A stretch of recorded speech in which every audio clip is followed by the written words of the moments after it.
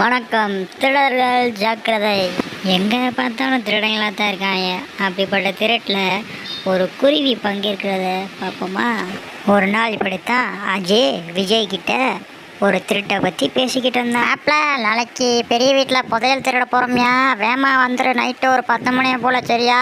சரிம்மா ஆப்பில், வரும்போது புளிச்சோறு எல்லாத்தையும் கட்டிட்டு வந்துடுறேன் திருட்டுக்கு. அங்கே பேசுகிறத எல்லாமே ஒரு குருவி அப்படியே தூரத்தில் இருந்து பார்த்துக்கிட்டே இருந்துச்சு. அடுத்த நாள் வேலையே ஆரம்பிச்சிட்டாங்க. மாப்பிள்ள நீ போயா, பையா போயா, யார் இருந்தால் சொல்லு, என்ன பின்னாடியே வரேன், கதவை போட்டுட்டு. சரியா மாப்பிள்ள, யாரும் இல்லையா மாப்பிள்ள, வேமா வாயா, டக்குன்னு தூக்கிட்டு போயிடலாம், எல்லாத்தையும் நிறையா பொக்கிஷம் கிடக்குங்க, ஏமா வாயா. மாப்பிள்ள ரொம்ப இருட்டாக இருக்கு, வீட்டு ஓனர்கிட்ட எழுப்பி லைட்டு சுவிட்ச் எங்கே இருக்குன்னு கேட்போமா. லூசு, இந்த அவனே கூட்டி வந்து திருவனே தானே லூசு. அடுத்த கொஞ்ச நேரத்துலையே கரண்ட் வந்துருச்சு.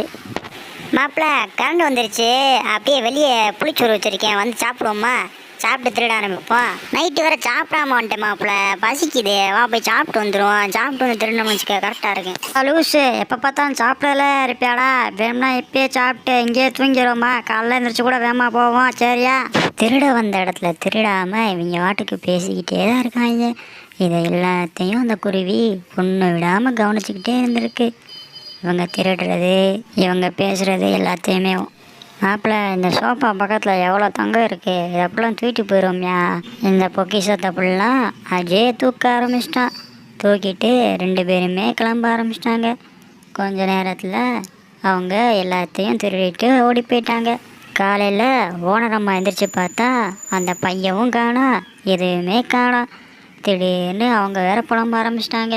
வேற இங்கே வச்சுட்டு போயிட்டேனே, என்ன பண்ணுறது, நைட்டு வேற வச்சுட்டு போனேன், இப்போ காணாமல் போச்சு, அத்தை வந்தால் சும்மாவே விட மாட்டாங்களே, இப்போ என்ன பண்ணுறது, எனக்கு கொடுமையாக இருக்கு, ஐயோ இப்போ என்ன பண்ணுறதுனே தெரியல, இங்கே என்னை வந்தால் கொன்றுவாங்களே. இந்த வீட்டு ஓனரம்மா புலம்புறதெல்லாம் அந்த குருவி கேட்டுட்டு போயிடுச்சு.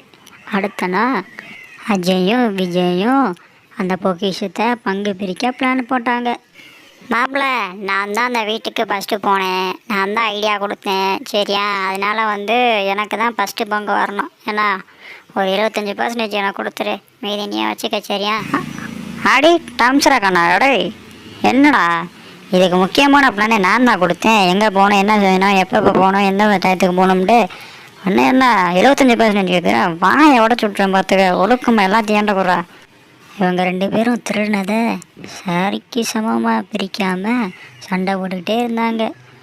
அந்த நேரம் பார்த்து ஒரு போலீஸார் அங்கே வந்தார். இந்த வந்துட்டார்ல நம்ம போலீஸார், இவர்கிட்டே கேட்போம், சார் நீங்கள் வந்து சொல்லுங்கள் சார், இந்த பொக்கிஷத்தை நாங்கள் ஒரு வீட்டில் திருடுறோம் சார், இந்த பொக்கிஷத்துக்கு நான் தான் சார் பிளான் கொடுத்தேன், அப்போ எனக்கு தானே சார் ஃபுல்லாக வரணும், நீங்களே சொல்லுங்கள் சார், எனக்கு இந்த பங்கு என்கிட்ட கொடுக்க சொல்லுங்கள் சார், நீங்களே சொல்லுங்கள் சார். சரி, நேற்று நைட்டு திருநது நீங்கள் தானே அந்த வீட்டில், இன்றைக்கி செத்தங்கடா, நீங்களே வந்து மாட்டிக்கிட்டீங்க, இன்றைக்கி வாங்கடா ஸ்டேஷனுக்கு, உங்களை கொள்றோண்டா, வாங்கடா. இவங்க 2 பேரும் பேசுகிற கேப்பில் அந்த குருவி எல்லாத்தையும் கவனிச்சுக்கிட்டு அந்த பொக்கிஷத்தை தூக்க வேகமாக பறந்து வந்து அந்த திருடங்க 2 பேருக்கு முன்னாடி, அந்த போலீஸாருக்கு முன்னாடி அந்த திருட்டு வேலையை அந்த குருவி வேகமாக பறந்து வந்து தூக்கிட்டு போயிடுச்சு. இதுக்கு தான் சொல்லுவாங்க, கிடைச்சதை வச்சு வாழணும், இல்லையா? கிடைச்சதை வச்சு வாழணும். சப்ஸ்கிரைப் பண்ணிடுங்க, நான் வரேன்.